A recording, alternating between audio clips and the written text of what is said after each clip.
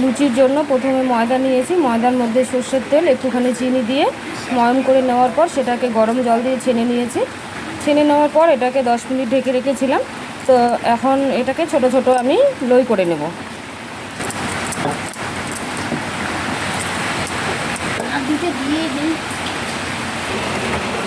কড়ার মধ্যে তেল গরম করে নিলাম।